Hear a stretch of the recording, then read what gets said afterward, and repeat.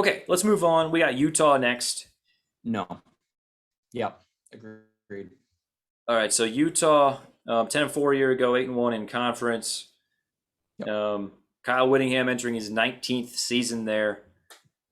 Really good team a year ago, especially the way they closed the year with the two beatdowns of Oregon and the close game against Ohio State in their bowl game. Cameron Rising, of course, their quarterback, when he kind of took over the starting job partway through the years when their offense really took off, and it was when he got injured against Ohio State that they finally fell off a little bit and couldn't quite keep up. Tavion Thomas is also a good running back. Brant Kuth is an excellent tight end. We always know about Utah on the lines. They lost a lot on their defense, but I think that most people would expect their defense to still be very good, if not excellent. The line here is 8.5 or 9. What do you think about this Utah team? Do you view them maybe more as the favorite in the division, if you will? I guess it's not divisions because whatever. We talked about that. Do you view them as the best team in this division? For me, I still do. Okay. Yeah, I think the consistency under Kyle Whittingham has been, I think, second to none. He's been incredibly consistent and done a really good job at coaching up guys that maybe aren't the 5 stars. They're not 5 stars, but that was a Utah team that played, toe to toe with Ohio State, a really talented Ohio State team. Really could have beaten them, and like we said, they dismantled Oregon twice. No agreement there. I think finding do you remember their little the little kick returner dash slot receiver? Yes. Was this Britton Covey, I think was his name. He's gone. I really hope he makes it in the NFL, but I became a fan of that guy, just like watching him return kicks. But he was a really good receiver as well. So yeah, that's a playmaker that you have to replace, but I think it's doable for them. The quarterback's back, like you mentioned, Cam Rising's back. Agreement. They're always going to have a really, really good defense. Just it's always going to be solid. Devin Lloyd, the first round linebacker, is gone, but I think I don't think they'll take a step back really at defense either. So they have an interesting first game. They get to go. Yes.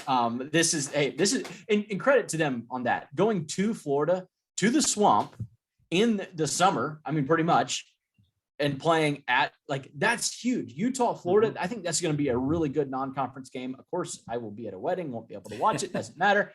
We've discussed that. Just credit to them. I think Utah goes in and gets a win there week 1. I really think that, and that would be that's big. That's big for their program. That would be huge, and I love that type of game.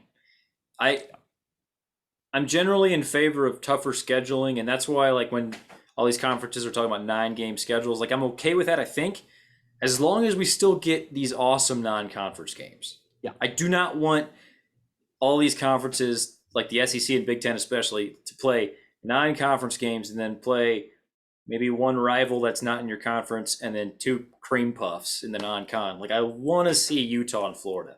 That is amazing. I want to see Georgia play Oregon. Yeah. I'm sure you want to see that too. Yeah. That's not I'm nice. Sorry. That was not kind.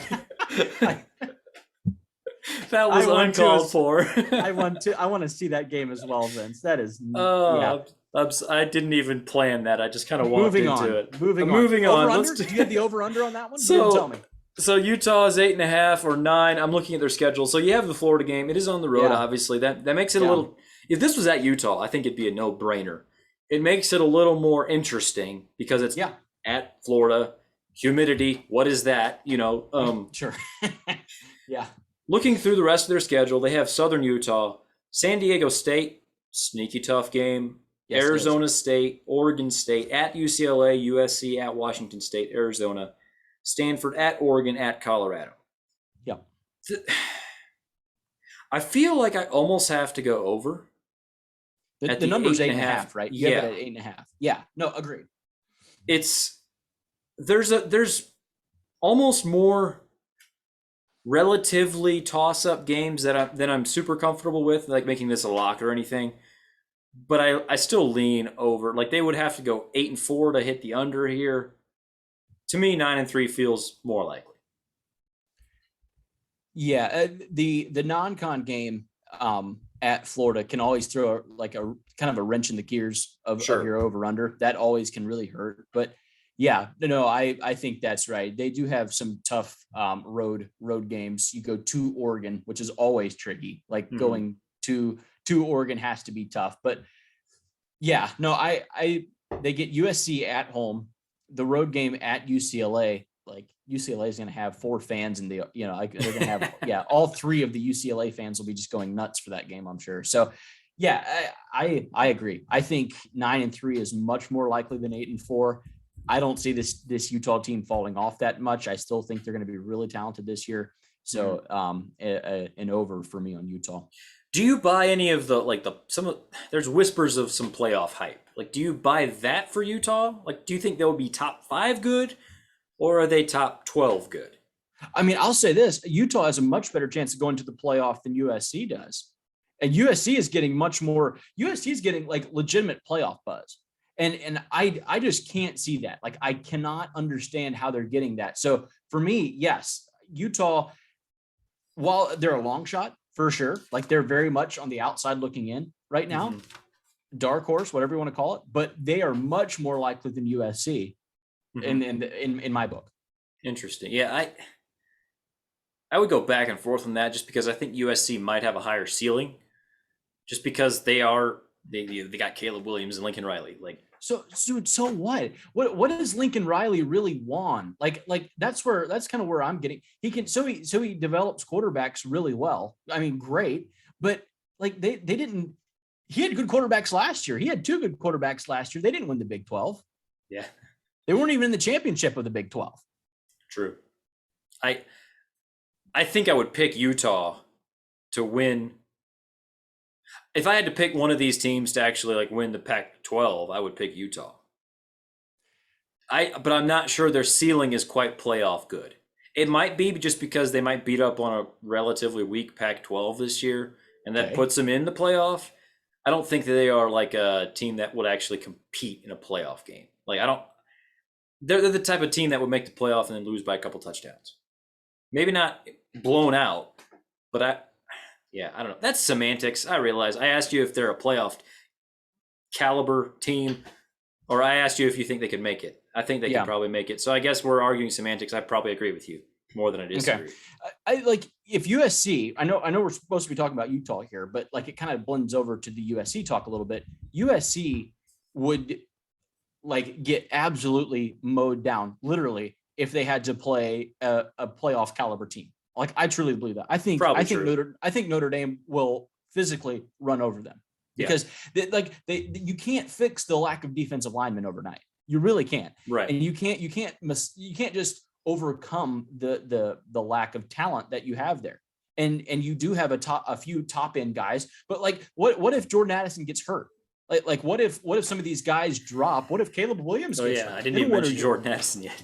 What are you? Then what are you gonna? No, I'm just saying. What are you gonna do then? Like what happens Yeah. if the like your guy, the only guy you really have goes down? There's no depth there at USC. Like that's what really that blue chip ratio really shows is like who has that depth, and you have to have it to go on a run like that. So and you have to have it by the way to beat teams like Notre Dame that they're going to be playing in Utah. So yeah, I'm much higher on Utah than I am USC for this year. Now that can change, but for this year, Utah will have a better year. Yeah, I think maybe where I just push back a little bit on the ceiling part of it is if USC plays a legit playoff team, yeah, most likely they're getting run over.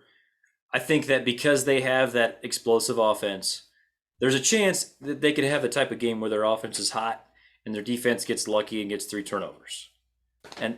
And I think if I'm playing a game as a huge underdog against a top 5 team in the country, I think I want the team with the offense that has a chance to just go bananas in any given night. Like on Well, I average, mean, you might lose by more than the average Utah team.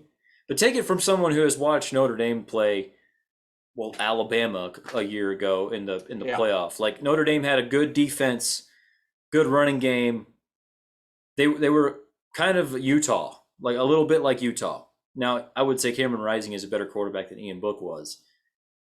but it was like, yeah, we're going to keep this kind of close with Alabama, but we're never actually going to seriously challenge them. Like, we're not going to, we have almost no chance of actually winning the game. Whereas I think a team that has that explosive offense, it gives a little more variance in the outcome. Like, you might lose by 40, or you might actually be in it just because you get lucky a few times on defense, get a few lucky stops. If that makes any I, sense.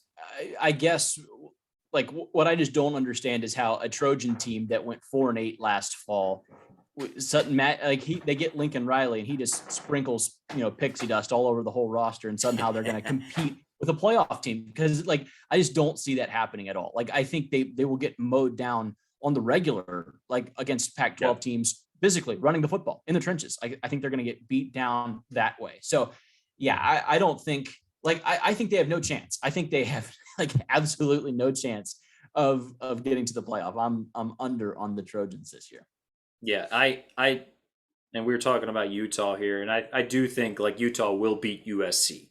I would pick them to win that. I just think they might have a much higher floor than USC and a slightly lower ceiling. It's really semantics, but anyway.